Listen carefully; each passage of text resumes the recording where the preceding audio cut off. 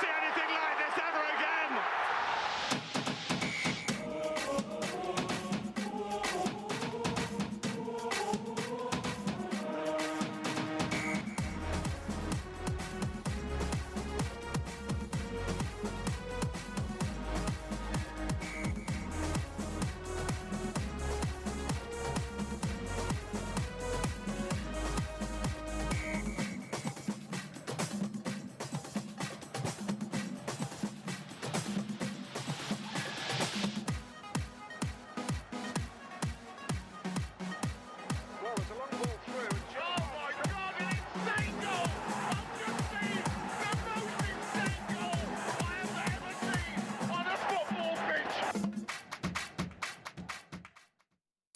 Greetings and salutations and welcome to another episode of Football GPS right here on CVM Television, and we are happy that you could join us. Well, there's only one place that we could start tonight.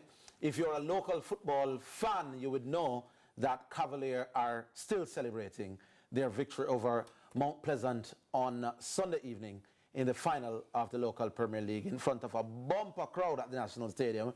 Many people are saying it's the biggest ever Premier League crowd at the stadium. I don't want to go that far. It's country me come from. But it was a massive crowd, and Mount Pleasant triumphed on penalties over Mount Pleasant. Well, Cavalier triumphed over Mount Pleasant, and like I said, still celebrating. We have two of the members of the Cavalier community with us. To my right is David Layla. He is the main part of the coaching squad. You may be saying, coach? Then Rudolph Speed is actually the technical director. He'll explain the difference in job descriptions. And to his right is, of course, one of the top defenders for Cavaliers. Some will say one of the top young defenders in the league itself. We're talking about Giovanni Leng for a Cavalier. Gentlemen, welcome. Thank you. We'll start with your coach. That will be my first question. How does your role differ from that of... Well, before we even go there, what's the feeling that you have now lifted another title for Cavalier? It is a good feeling, really. You win a tournament of this nature. Premier League, Jamaica, the top flight, you must feel good. Feel good. So, yeah, man, it's a good feeling, man. What about you, Giovanni? It's a wonderful feeling, especially in this style, the outcome, you know, the crowd in front of so many people. And why this one is special, the first time we won it, it was actually in Corona. So we never really got to celebrate with the fans and our loved ones. But this one is more special. Everyone could see it. Yeah. All right. Coach, well, yeah, so back to that question. How does your role differ from what Rudolph Speed? Well, Mr. Speed is the sporting director for Cavalier. Right. So he is the head arch over everything. Right. I'm coach. Right. So that's the difference. Oh. I am not responsible for the whole program. Mr. Speed is. Right. That's just the difference. But day to day, it doesn't take away from my coach. Central to what happens every day, in a coaching course. Same thing. When you realized that it was going to be Mount Pleasant again, you met in the final last year. They came out better. What was your feeling when you heard that it was Mount Pleasant again? Well, hard work ahead of us. Because I know this Mount Pleasant team would be, well rested, well fed. You name it. Yes. They have the resources to make them thing work. Right. But we are saying that we have the talent, we have the spirit behind it, right. We have the character there, and we have the name Cavalier. Yes. Which we know business who we are playing. We just want to reach the final. So when we reach it, we will take care of things after that. All right. So for me, it was just that. Giovanni, let me ask you, when you realized, when the tournament came through the semi-finals, I realized that you'd meet him again in the final after last year. What were you thinking? Yes, revenge. You didn't want him back? Yes. And if you know football and you watch football, you would have expected these two teams to be in the final. Because, we're the top two teams in the country. The rest of the team, they're not going to have to win a million yesterday. But not to take anything from anybody. But, but I tell you something, we had Paul Christie, the Mount Pleasant manager, last week on, and he said he told Rudolph Speed after last year's final, we'll meet again in the final next year, which is this year. So you are saying it was no surprise. No. You consider the two of you the two best teams in the country? Yes, definitely. Yeah. All right. So for the second time now, coach, you've won the title in recent years. Cavalier did win when Wapi did fill up, but we're talking in modern times. 69-71. Right. But it's the second title in recent times decided by penalties. How important is penalties as part of your training? Richard? Well, if you notice, 2 minutes before the game, we put on 2 shooters. Nicholas Hamilton. So it was a tactical change. Yes. We took our back 2 men that we had substituted. Yes. And so for us, we know that we were practicing penalties. Right. And so we know our penalty shooters, who they would be at the end of the day. So when it boiled down to that point, we just brought on the man that could get the job done. Right. And you didn't take any penalty, Giovanni. You agree about that? You're not a penalty. You play center. Yeah. Usually the center of them have some of the wickedest kick, boom in a goal, but you're not a penalty taker. Everyone, it's not about penalty taker, it's about nerves.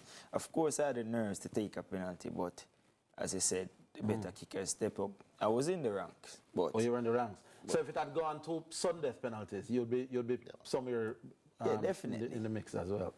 All right. The Mount Pleasant team went up first. They scored the first goal. Very, very good youngster, Devontae Campbell, who I have so much time for. What were the feelings for Cavalier when they took that one in league? Well, I mean, they scored their one and we missed our first penalty. But for me, I know No. I'm talking in the regular game now. You mean in terms of what? the regular when The 90 minutes. Right. When Yeah, they but- scored first? Richard King goal was not the equalizer. yeah, Yes, it was the Yes, equalizer. I said they scored. What were you thinking, and were you thinking that Lord Jesus then beat we again? No. Early days. Early I days. know we would pull back. We were getting a lot of chances. We were getting a lot of opportunities, goal So scoring chances. there was no panic on the bench? None at all. None at all. Really, none at all. We really were just thinking, boy, man, him letting a goal, man. Yeah. You know, we wanted to make sure that we score first. Because at one point we said, boy, this team was so, the game was so tight that we were saying that, boy, any goal score first, maybe that team would be the winning team. But nevertheless. All right, we're having a look at the penalties now. But before we get to all that we're looking at this point in time, when they went 1-0 up in the 90 minutes regular time, Giovanni, what were you thinking? we have to push out the extra gear. We have to turn it up a notch. And if you've been watching us, I don't know, it's like every time someone scoring us, even the Arnett game, as soon as they score, we responded quickly. And when I see the time, I say we still have time left. Yeah. And we are a team, we never give up. You know, that would just show us to just turn it up a notch. And 2 minutes after, you know, Richard King, and I was the assist after goal. So Yeah. it was. I don't know if we have the actual goal itself, but yeah, there it is. Can we just get back that, guys? Talk to us about this goal. Your goalkeeper there not looking particularly happy at the celebration. So my guys will cue up that first goal, and then we'll also see Richard King's equalizer. But while the goal was scored, when the goal scored, you said you didn't panic. No, we didn't panic. You felt that you could come back. Yes, the game was, and it was not like a goal where we were outplayed. It was a simple cutback. Yeah. The keeper could have saved it, but we shadowed him. It was a shadow. Yeah. It wasn't a goal like, whoa. All right, let's take a look at it now. This was how Mount Pleasant took the lead. Talk me through this, Giovanni. You were the person closest to Devontae at the time when he took the shot. Yes, I was. Did you blame yourself in any way for the goal? Come back again, guys. Show it again from top again. And then we'll ask the coach to comment on this from a coaching perspective as well. Show me back that first goal. We'll get to it. Then we'll get Richard King's equalizer. But you're saying that, did you blame yourself in a way? It was that case of, Lord Jesus, we got something wrong? Here it is. So the cross coming in, and Devontae just running in and slot. Was there a deflection? Yeah, there was a deflection. Oh, there was a deflection. No, there was. There wasn't? Appeared like it was No? a deflection, No, but it was a shadow. it was a miss kick, we would say, but it went in his fortune.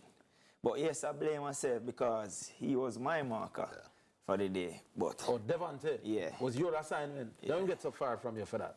if you watch a goal, he was by the touchline. That's a pullback. Oh. That's not much I can do about that. Okay.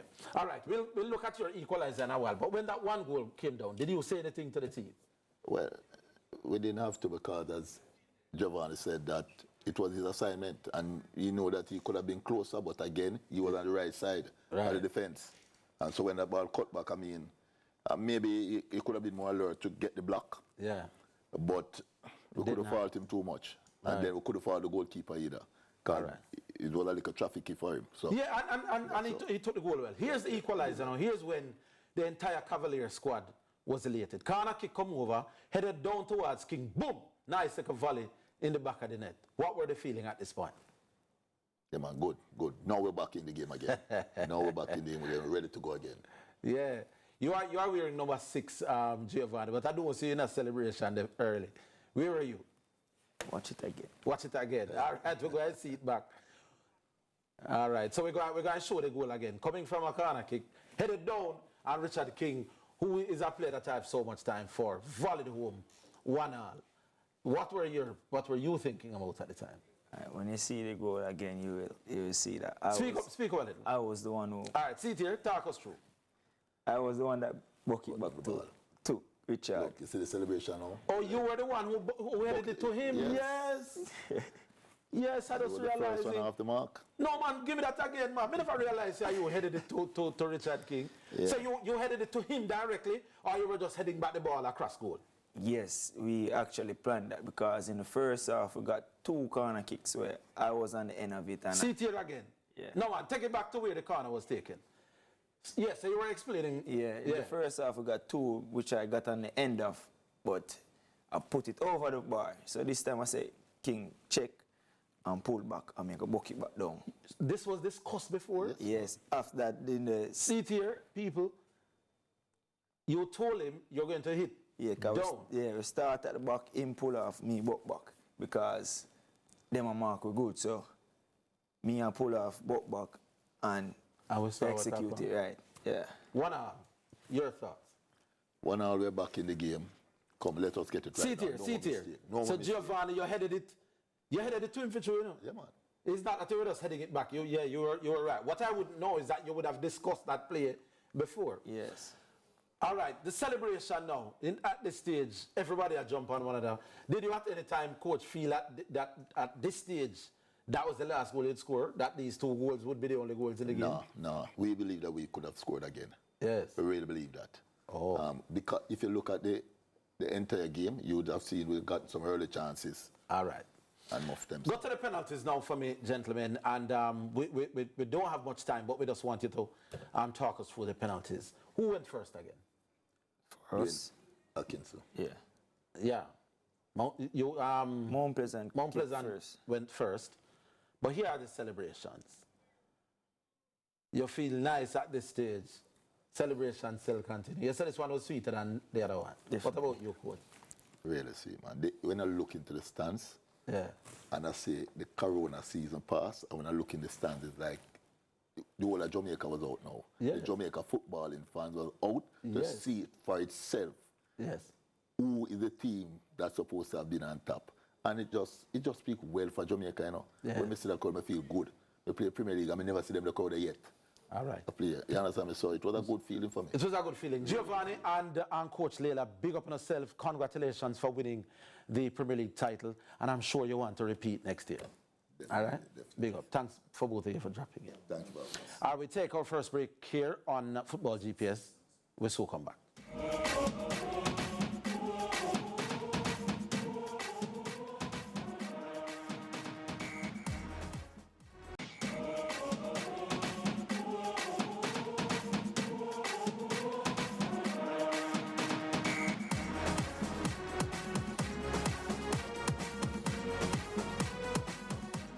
Welcome back to a very special episode of Football GPS. As we told you, this hour's program is exclusively looking at the final of the local Premier League, which will be on this Sunday, Mount Pleasant taking on Cavalier.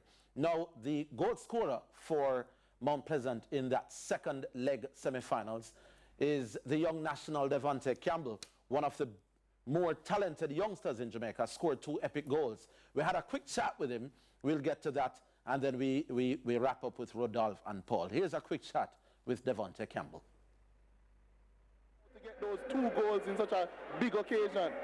You know, throughout the season and in training, my teammates are always telling me that, you know, you got to get the end product right, because you're beating 2-3 players at match time, but you just got to fit the pass or score the goal. So that's what I did today, and I'm so grateful. I know last season, around this time, you got into some really good form, and you really fired Mount Pleasant into that final, and you got them over the line as well. I'm sure you're looking to repeat. Yes, I am. You know, all the great players in the world, they look forward to the big moments, and that's what I tell myself. I want the big moment to prove myself, to do great things, and show the world that I'm here and I can do great things in big moments. Well, excellent performance today, and best of luck in the final as well. All right, thanks much. How does it feel now to get those 2 goals? All right, so that's Devontae Campbell, hot on the lips of everybody who was at Savannah Park on the weekend. Paul and Rudolph, are you still there? There they are. What's interesting, gentlemen, Rudolph, you're in white. Rudolph, you're in blue, which is normally the colors associated Mount Pleasant fan. with Mount Pleasant. And Paul, you're in white, which is usually the colors associated with the next team. I don't know what they're trying. We are blue and white. Blue and white. Okay. All right, so we have about 2 minutes with both of you. I can't sell the game any better than both of you. What can we expect? I'll start with you, Rudolph. Should be epic. Repeat of the final that we had last year where Mount Pleasant got the better of you, Rudolph. You said that this team is a little bit stronger. What difference will it make on the field of play? I think both teams are stronger. It's not just us. But what has improved in the JPL over the last year or 2 years, that coaches have got better too. More qualified coaches in the JPL, more tactics. People are using analysts now to analyze their opponents. So there will be a lot of, cut and trust, changing of tactics during the game. So the purists, should look out for that. But at the other end, when all is said and done, if a team is leading or when a team will be behind, you will see the game be played in more earnest. I just believe that this game is going to be better than last year because of the quality of the teams. Spectators, this is not one you want to miss. And even if and one of the things about the third and fourth this year, it won't be just business as usual because the third place team gets a chance to play in the Caribbean Cup. They play in the Caribbean Shield and still get a chance to play in the Caribbean Cup. So there's a lot of things at stake here, and you'll be in for a treat, even for the third and fourth game. All right, well said, Rudolph. And the final word on this one, Paul, we allow you to have the final word.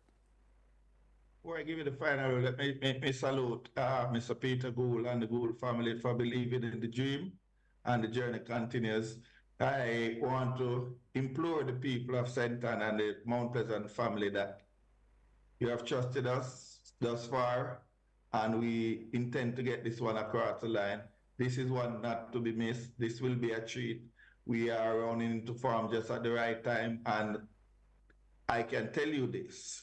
The best of Mount Pleasant football is still yet to come with 1 game left. And I can tell you, you will see it before the end of the season. All right. So come out, be early, be very early, because the pre-match shows will bring in a different type of crowd. So yeah, the fun-loving football fan, be there early, because I can tell you, this stadium will be rocking. All right, gentlemen, thank you. Will be coming.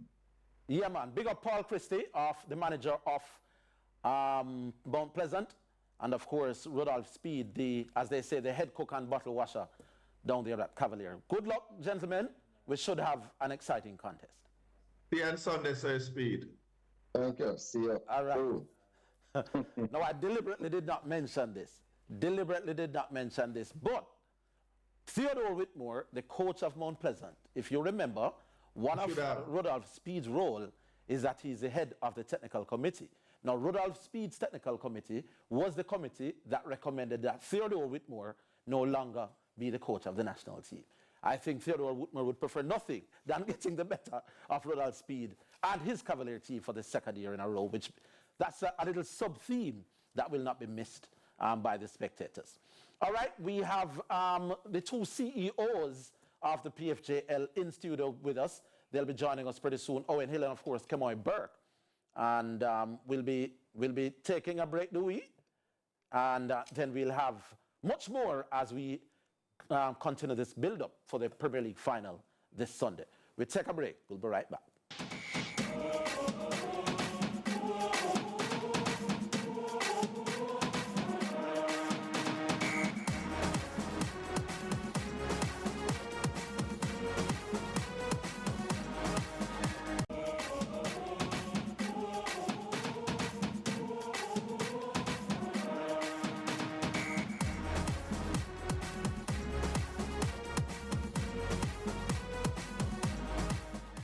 Welcome back to Football GPS, and if you've been following us over the year, you know that the EPL and discussions surrounding the EPL were standard on this program. Now that the league is over, it's our final EPL chat. And one man who has stayed with us right throughout is Damian Gordon.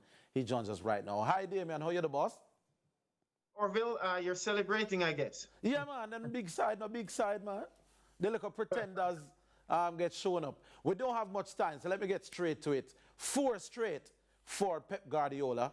Has he now become the most outstanding EPL coach ever, or that's still too premature? I think if you're going by the statistics, you would certainly put him at the very pinnacle. Sir Alex Ferguson certainly left an indelible mark that many are struggling to really match. And we see that at Manchester United. But I think that Pep Guardiola certainly has done something that most people thought when he just arrived in England that he wouldn't be able to do, because they're like, oh, that little tiki-taka kind of football that he's playing is not going to be able to deal with the rigors of the Premier League. But he's just come in and has made a complete mockery of the league in terms of the standards that he has set, and everybody else, they've been left in his wake. So I think that it's easy, based on statistics, to say that Pep Guardiola certainly is maybe the best manager that's come to the Premier League. Yeah. We keep hearing, though, Damian, about those 115 charges that looms over the head of Man City. Is it likely that all the glory and the legacy surrounding Pep Guardiola could come crumbling down if those charges leveled against Manchester prove to be solid and indeed they are found guilty of? Well, certainly. I mean, with winning the title, the blue moon has risen over the Etihad, but certainly dark clouds still hang over their club because of these charges that still linger. But I think that even with, if they were to be found guilty, it would taint somewhat the club. I don't think Pep Guardiola would be stained in all of this, because I don't believe that you can pin this on Pep Guardiola. It's financial fair play rules that have been violated by the club, and it's the accountants that deal with that kind of stuff. There is also one part of it that his arrival and his compensation package, the way they signed him, that's one part that they felt was breached. But I don't think that this would take away from his legacy, because even if you were to put a different coach into Manchester City with all the resources at their disposal, I don't think that they would play with this kind of pep in their step. Interesting, the use of the word pep. I saw what you did there. And you touched on it a while ago when you said, despite the resources, or, what do you say to people who say, well, City does buy the league, Pep no all that special as a coach? Your comment on that? I totally disregard that. Although you do need good players to play the kind of football that he wants to play week in, week out. But I still believe that he's the X factor in all of this, because we would have seen talented squad down the years that didn't rise to this kind of level. Even when Manchester United had some really good teams, yes, they dominated the league and would go on and win sometimes, but not this kind of quality week in, week out, and set the kind of lofty standards that Pep Guardiola has done. So I don't think that you can say he kind of bought the league, contrary to what some people say. I think you get the resources, and he's managed to extract everything out of the players and put on a show every single day. Arsenal finishing second 2 years in a row with Mikel Arteta, maybe wondering why was Pep Guardiola born, because had it not been for this marauding City team, Arsenal could very well be back-to-back champions. Speak to us about the season that Arsenal had. I think that, Rodri touched on something that was quite critical, that mentally Arsenal weren't believers that they could have actually overawed Manchester City, because when they met, if Arsenal had gone into that game thinking that we're going to beat Manchester City, and if we beat them, definitely we're in business here, they went into the game more not to lose than anything else. And I think that Manchester City somewhat, smelled the fear of the Arsenal team and felt that, look, we're going to move in for the kill, because down the stretch it's hard to deal with them. And they match stride for stride, the pupil and the teacher, Pep Guardiola and Mikel Arteta, who I think has nothing to be ashamed of. To have won 18 of your last 20 games and not win the Premier League, it's remarkable. But it does say to you in a nutshell that Manchester City, they're just a different breed, and you just can't take away from the greatness that they're put on show week in, week out. Liverpool will be without Jurgen Klopp for the first time in, 9 years. Who will replace Klopp, and what do you say about Klopp's, sum him up for me and his 9 year at Liverpool? Well, certainly he'll never walk alone again, as he said on departure. And I think that, they've already identified his successor. Arnold Slot will come in, and he's one that plays somewhat of a heavy metal football too, and the kind of high tempo game that Liverpool would want to play. I think Jurgen Klopp has left an indelible mark, one that is going to be hard to replicate. And we saw that at Manchester United. As soon as Alex Ferguson left, it was hard to fill the shoes that he left there at Old Trafford. And I think that is going to be the same thing at Liverpool. It's going to be very tough for Arnold Slot to come in and really galvanize these players, because whether you like it or not, they're an ordinary set of players in large aspects. And Jurgen Klopp has been able to really motivate and galvanize and win over not only the players, but the supporting cast, and has been able to lay down something really, really nice at Liverpool. I think that they're going to miss him a lot. Where do the club go from here? I'm not so certain. But I think this guy that they brought in is a steady hand, and maybe will need some time to try and replicate what Klopp has done. Aston Villa managing to get into that top four and getting to the top flights of Europe, led by a certain Leon Bailey. When I say led, he's probably their most outstanding offensive player. Talk to us for a few about that. Well, not Ollie Watkins would have something to say about that, what with 20-odd Premier League goals to show for it. But, I think that Unai Emery came into Aston Villa, and not many people would have thought that they would have been able to overhaul the likes of Tottenham, Chelsea, Manchester United, and finish in the top four. So I think that for me, without a doubt, Unai Emery would get my vote as maybe the coach of the season based on what he has achieved with the resources that he has. And even when they wobbled at some point in the season, you could see that, the experience of a manager who has been well-traveled somewhat guided them through the rough patch, and they were able to rediscover the mojo towards the end of the season, and were able to hold on to games that they needed to win, even though they didn't finish as strong as they would want to. But I think that getting into that top four in the Champions League and the money that will come with this is a big, big achievement from Aston Villa and Unai Emery. One question, we're running out of time for this segment. Phil Foden was named the player of the season. Do you agree with it? And if so, why? Hard to argue with that, given the contribution he's made, the goal contributions, and the style of play that he's managed to become almost the man for Manchester City. For years, it was Kevin De Bruyne pulling the strings, but I think that you can say that there's a changing of the guard somewhat at the Etihad, and this guy is going to be the player that Manchester City will be looking to in the future. And just a parting shot, they own Chelsea. I think they parted company with Mauricio Pochettino today. I think it's a bad move from Todd Bowley and company. And it's going to be interesting to see who they usher in the door to try and solve this chaos that's going on at Stamford Bridge. Leave it there, Damon Gordon. Thanks for putting up with me for the season, boss. And I'm sure we'll talk again in the future, my boss. Big up. Great time as always. Yeah, man. So that was Damon Gordon. You may have heard earlier today that some Jamaican athletes will get their medals at the 2024 Paris Games. I know Kali Spencer is one. I'll tell you who the others are. Well, my guest will tell you who the others are that have moved up after athletes couldn't get their Olympic medals for whatever reason. Here's Ryan Foster of the JOA, who will explain a little bit more about what happened. We'll talk to him.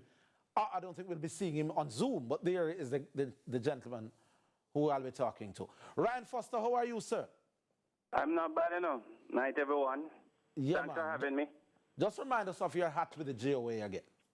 I'm the Secretary General and Chief Executive Officer of the Jamaica Olympic Association. All right. The Jamaican athletes will be getting, 3 Jamaican athletes will be getting medals at the 2024 Olympics. Medals that will be awarded, I don't want to say posthumously, but delayed. But tell us a little bit more about it.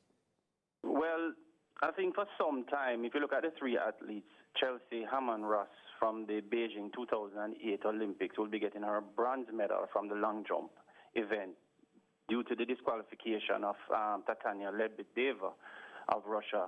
Beverly McDonald from the Sydney 2000 Olympic Games due to Marion Jones. Yeah. Being disqualified, and Kali Spencer from the London 2012 Olympic Games due to Natalia Anchuk being disqualified as well. I think it's for far too long these athletes would have been, I call it, disenfranchised in terms of getting their just reward for their just service to not just Jamaica but to the Olympic Games and the sport of track and field. Yeah. I think some time ago last year, the IOC would have indicated to us, based on our advocacy, the Jamaica Olympic Association, that the athletes would be awarded their Olympic medals at the Lausanne, Switzerland, at the Olympic Museum. I think the athletes would have spoken to us to say they would have much preferred to get it on the Olympic stage, given that they would have won these medals at the Olympic stage and not at the Olympic Museum.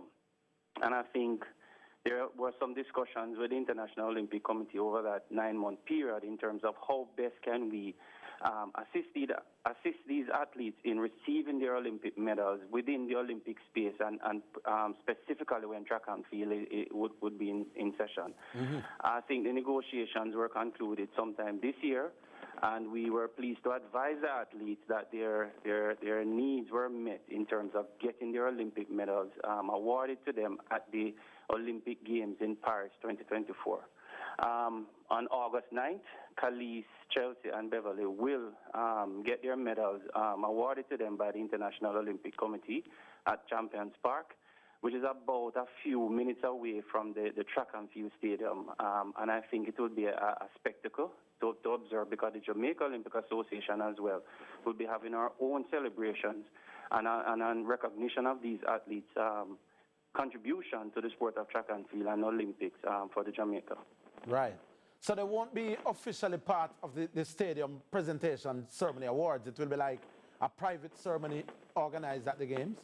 Yes, and it won't be just them getting their medals. All the other athletes that would have been disenfranchised over the respective period and similar games will now be upgraded, and various athletes will also. So they'll be amongst their peers from other countries as well.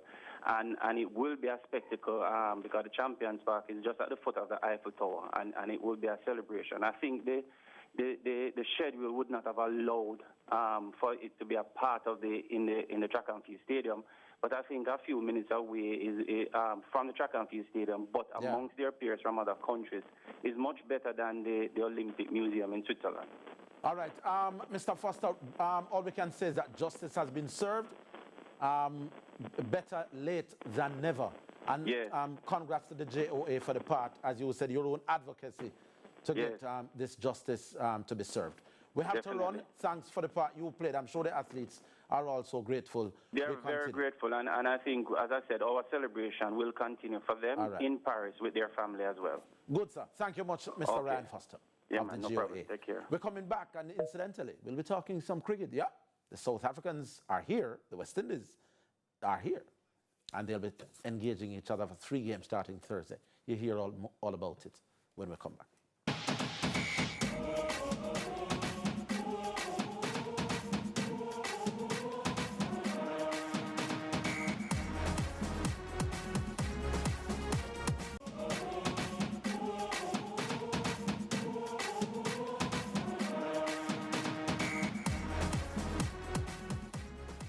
All right, then, international cricket returns to Sabina Park for the first time in a while. The South Africans are here to take on the West Indies in 3 practice games, warm-up games for the T20 World Cup, but they'll still be given full international status. So these 3 games, of course, will go towards the players' record and all. We will get a glimpse here in Jamaica to see what the West Indies team is like, because, of course, no game is going to be in Jamaica for the World Cup, you know, the official games. But we are grateful that cricket's at Sabina Park. Now, to tell us a little bit more about it, Ian Spencer, there he is. He's the marketing chairman of the JCA, and he will tell us a little bit more. Mr. Ian Spencer, how are you, sir?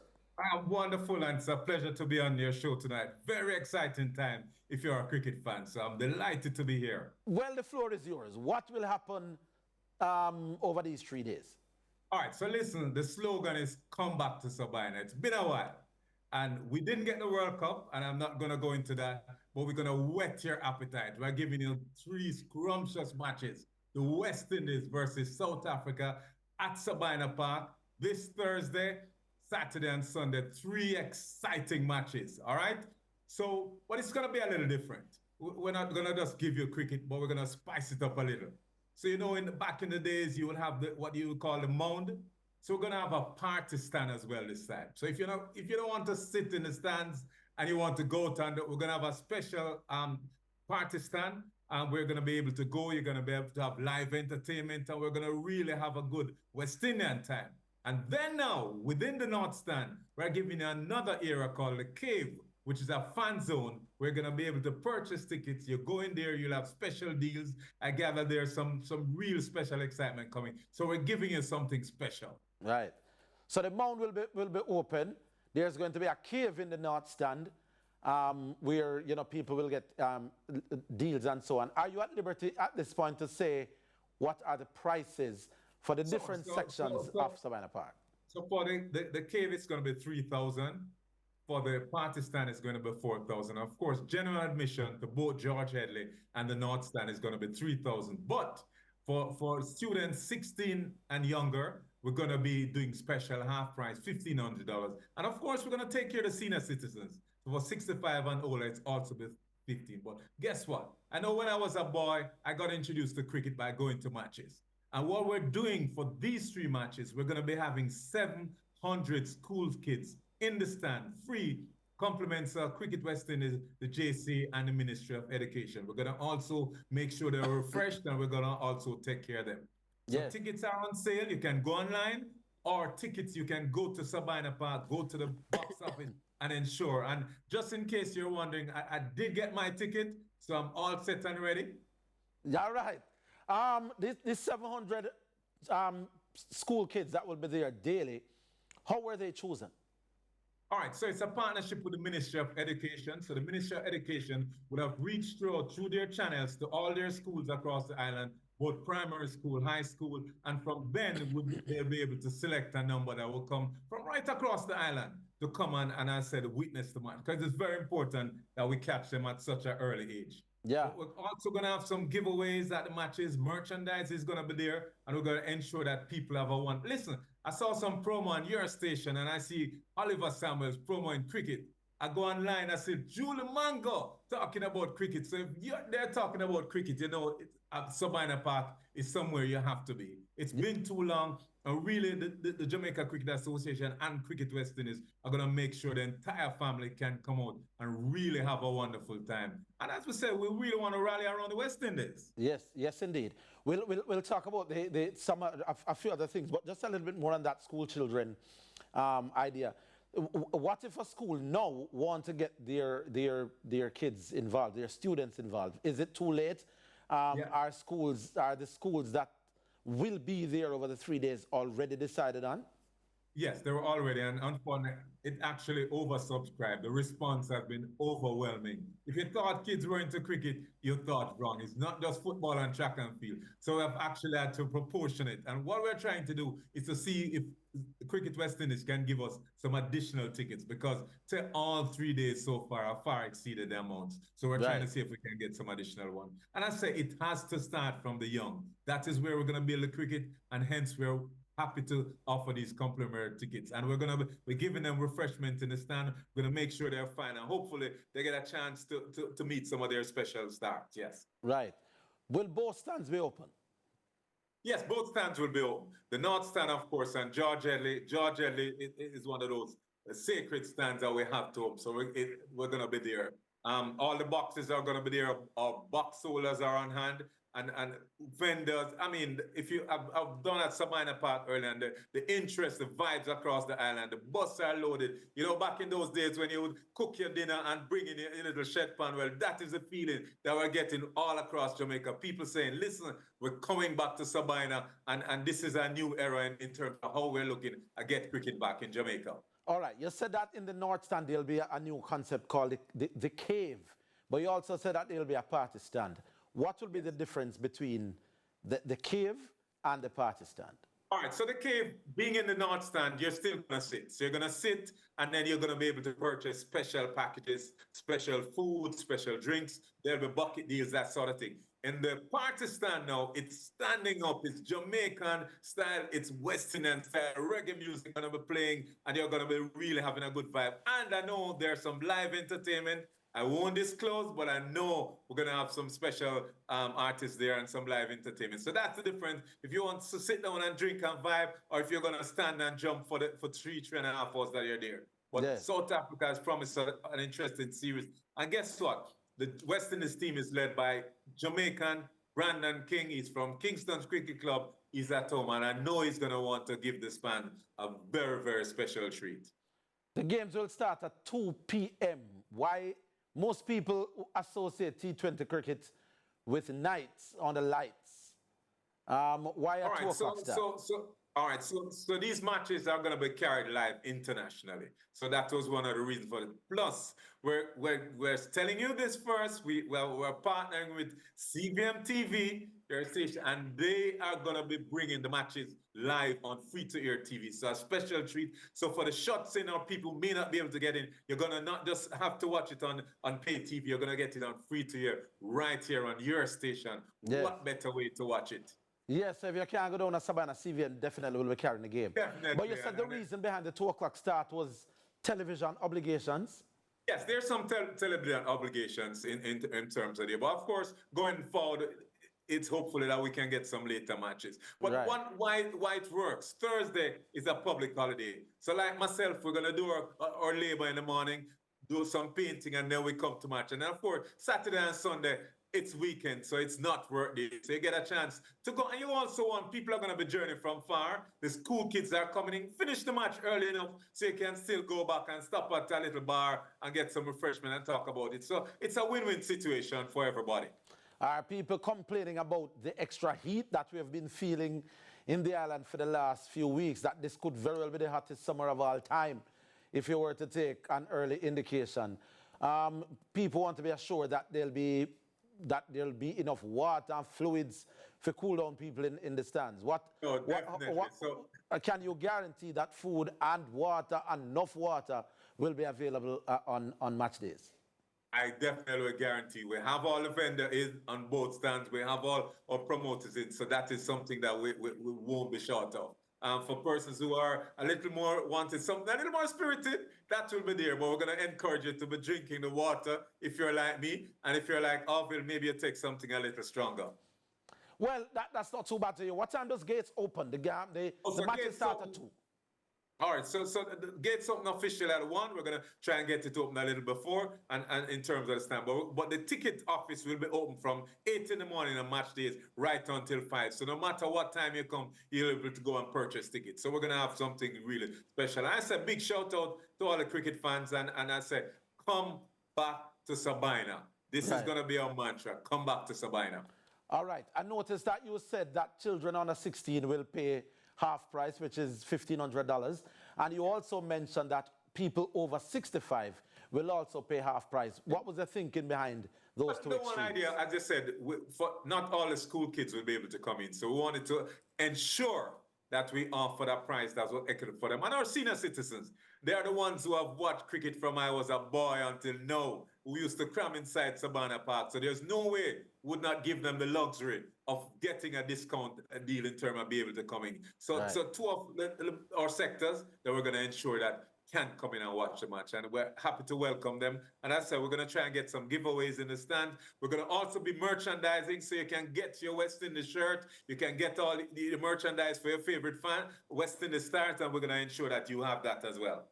All right, so it seems like all the systems go. Does tickets again, apart from the match venue itself, are there any way else? Sure, tickets are online at Tickets West Indies Cricket. So you can go online and purchase the tickets. There were some special deals that I think have now ended. But you can, if you don't want to go on at the box office, I encourage you, go online. The tickets are going fast. So really go online and try to get your tickets. And if not, just come down at Sabina Park. There will be no issues. We have proper security in, the parking is in place, and all systems go on. When I say, I know you can see the excitement on my face. Yes, indeed. What about Friday? Well. We know that there are tickets on match days, Thursday, Saturday, Sunday. Will the ticket office be open on Friday, in between the game on Thursday and the weekend? Yes, the ticket office will be open every day going in. So it's from tomorrow, that's been open already. So every day the ticket office will open from 9 to 5, and a special opening on those days. Yes. All right.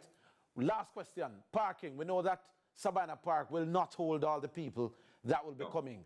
parking, the usual, well, I'll allow you to tell us about the parking. Yes, so if you know Sabina Park, one of the things about Sabina is that everybody benefits. So the homes, the schools, all the various business places around the place will become parking outlets. And it's another way how Jamaican people, they make a little hustling, they make sure your car is parked and they make sure it's secure. So you don't have to worry about that. Or if you want somebody to drop you, but we're going to have adequate parking right around here and proper security. So it's nothing to worry about. Just come back to Sabina. Come back to Sabina. Well, I will be coming back. Well, I'm at Sabina all the time.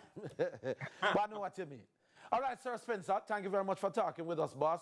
The excitement is building. It's an event that CVM also has an interest. We'll be carrying it live. So for people who can't go, you can always stay tuned to CVM. And Sir Spencer, we'll see you in live and living colors at Sabina Park over the weekend. Look forward to that. One love. Big up, sir. All right, and that's our program for this week. And like I said, the excitement is already starting to build at Sabina Park. Thanks to Edley Thompson and the team for putting the whole package together. Thanks to you for watching. Join us next week, same time, same place. We'll do it all over again. So long.